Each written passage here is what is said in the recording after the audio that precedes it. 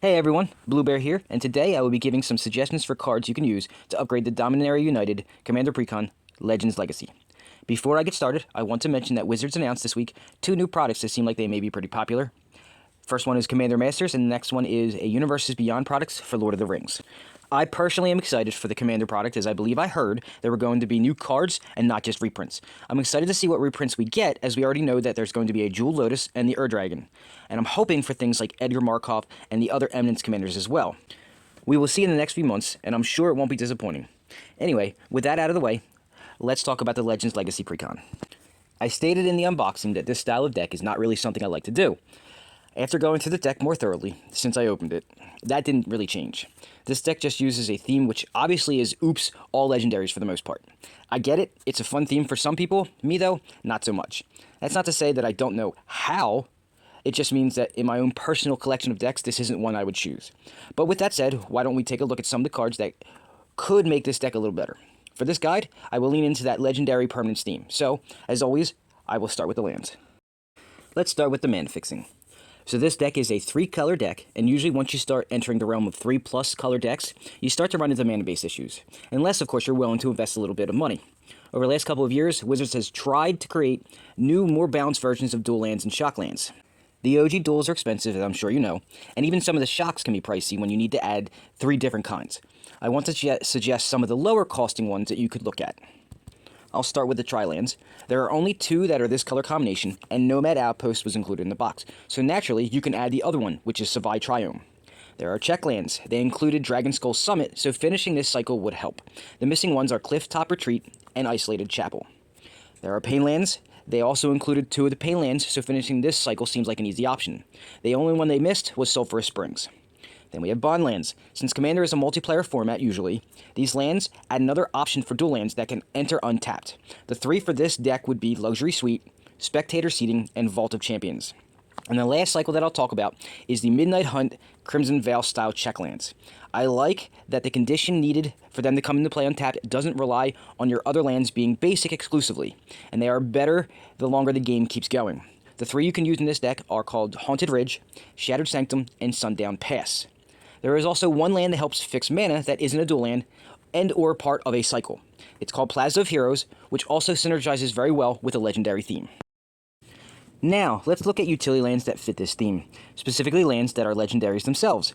They did include a good amount already in the box, but there are a few that would strictly be better. Things like Havengul Library, which also flips over to be Havengul Mystery. It's the Magic Universe version of the Stranger Things Secret Lair land Hawkins National Laboratory. I like this because it provides both draw and graveyard recursion. Kerr Keep can provide you with repeatable token creation. Those tokens can be used as fodder for sacrifice shenanigans and pairs well with Phyrexian Tower, which can help you ramp a little, and using the Kerr Keep tokens would also mean that you don't lose anything important.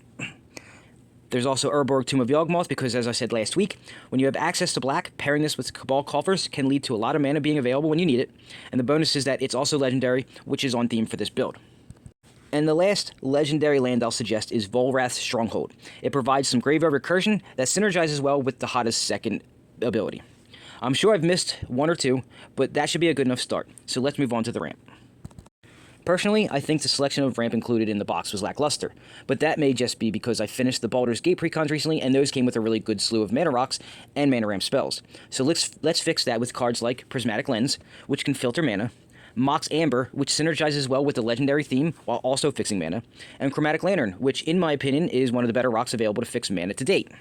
You can also add other things like Chrome Mox, Mox Diamond, and Mana Crypt if you had the money and want to go all out. Now let's look at some creatures. So one thing that you could do is add Eldrazi Titans, Emrakul, Kozilek, and Ulamog.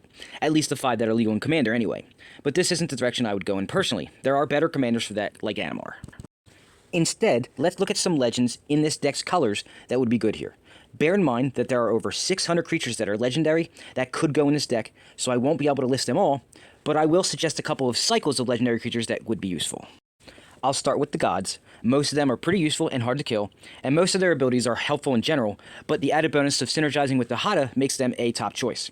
Also, being in 3 colors gives you access to quite a few, such as Athreos, God of Passage, and Athreos, Shroud Veiled, Bantu the Glorified, Erebos, God of the Dead, and Erebos, Bleak-Hearted, God Eternal Bantu, and God Eternal Oketra, Heliod, God of the Sun, and Heliod Sun-Crowned, Iros, God of Victory, Oketra the True, Perforos, God of the Forge, and Perforos Bronze-Blooded, the Scorpion God, Toralf, God of Fury, and finally Valky, God of Lies.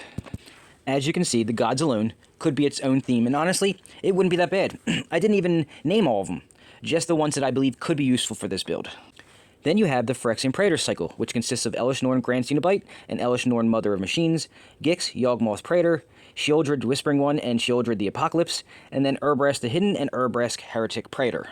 All of them are actually pretty brutal on their own, especially Elesh Norn Grand Cenobite, but combining them in one deck while also adding the gods could be pretty amusing. Now, the last cycle of Legends I'll mention is actually the newest one from Phyrexia All Will Be One, the Phyrexian Horror Dominus cycle.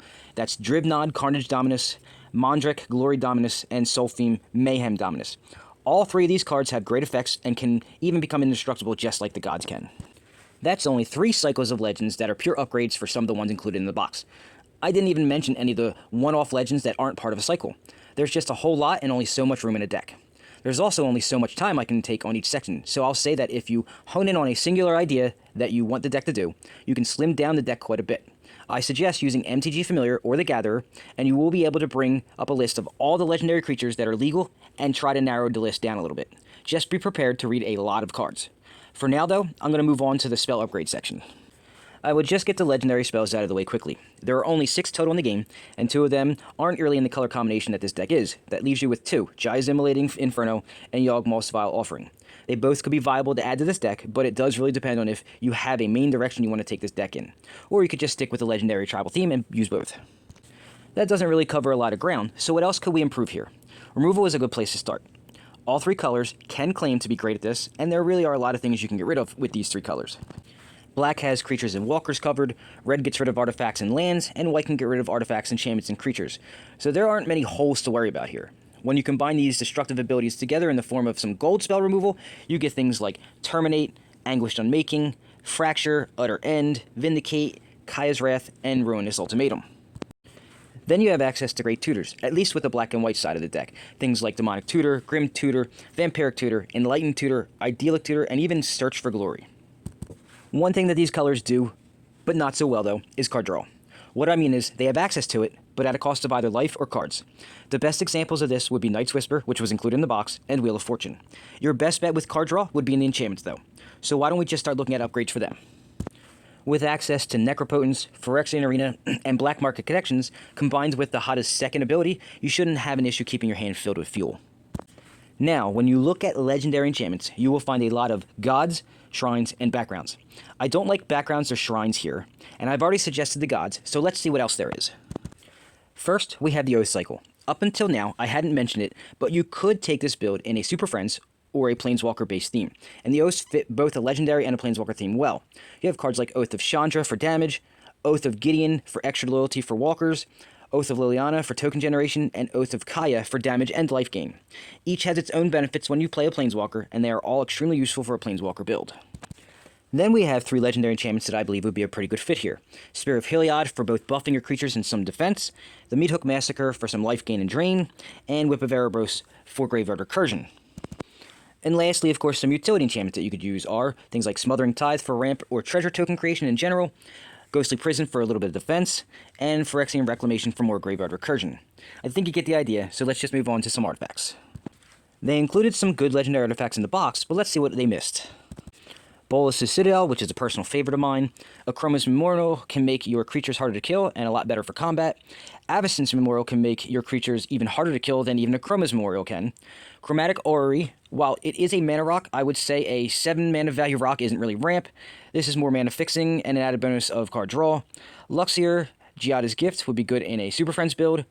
Sword of the Animist for getting lands out of your deck and into play. The Chain Veil is an auto-include in any Super Friends style deck or Planeswalker themed deck. And Thran Temporal Gateway to get around some of those pesky casting costs of all those legendaries. The last thing I'll mention here is a cool little synergy. If you use both Lithoform Engine and Mirror Box, you can actually copy any card in your deck and not worry about having to sack the tokens because of that pesky legendary rule. And the bonus here is that Mirror Box really fits well into this deck regardless of the addition of Lithoform Engine. I think that should be good enough, so let's just move on to the hardest part of this guide, which was the walkers.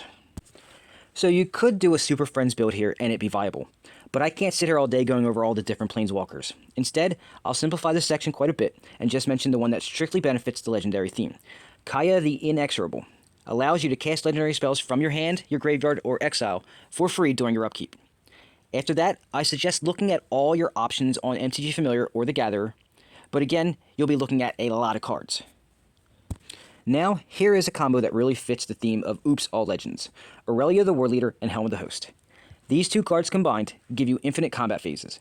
Just remember though, not to attack with each newly created Aurelia token until the new combat phase, or you will end the loop.